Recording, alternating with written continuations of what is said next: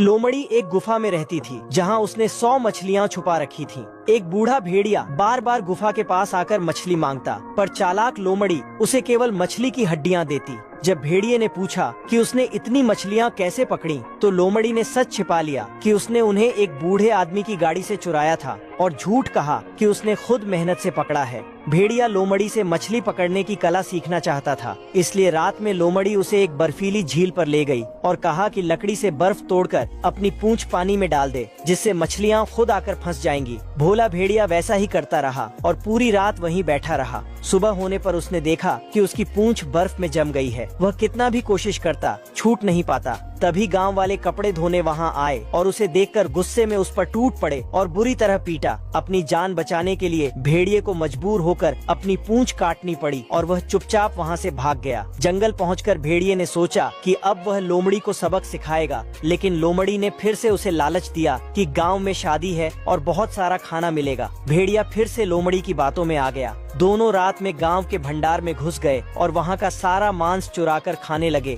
लेकिन लोमड़ी को गांव वालों की आहट सुनाई दी तो उसने भेड़िए से कहा कि वह बाहर जा रही है। जैसे ही लोमड़ी बाहर गई, गांव वाले भंडार में घुस गए और भेड़िए को रंगे हाथों पकड़कर फिर से उसकी धुनाई की और उसे गांव से भगा दिया। लोमड़ी को डर हुआ कि भेड़िया अब जरूर बदला लेगा, इसलिए उसने एक चाल चली। वह खुद को ठंडे पानी में भिगोकर भूसे में लपेटकर बर्फ जैसी सफेद बन गई, जैसे वह भी पिटाई से घायल हो गई हो। जब घायल भेड़िया वहां से गुजरा और लोमड़ी को उस हालत में देखा तो उसे दया आ गई और उसने उसे अपनी पीठ पर बिठाकर वापस उसकी गुफा तक पहुंचा दिया। जैसे ही वे गुफा के पास पहुंचे, लोमड़ी छलांग मारकर अंदर कूद गई। भेड़िया समझ गया कि वह फिर से धोखा खा गया है। उसने लोमड़ी को पकड़ने की कोशिश की, लेकिन उसके हाथ एक जड़ लगी। लोमड़ी गुफा में आराम से रहने लगी क्योंकि मछलियाँ उसकी सर्दियों की जरूरत के लिए पर्याप्त थीं और भेड़िया मजबूर होकर खाली हाथ लौट गया।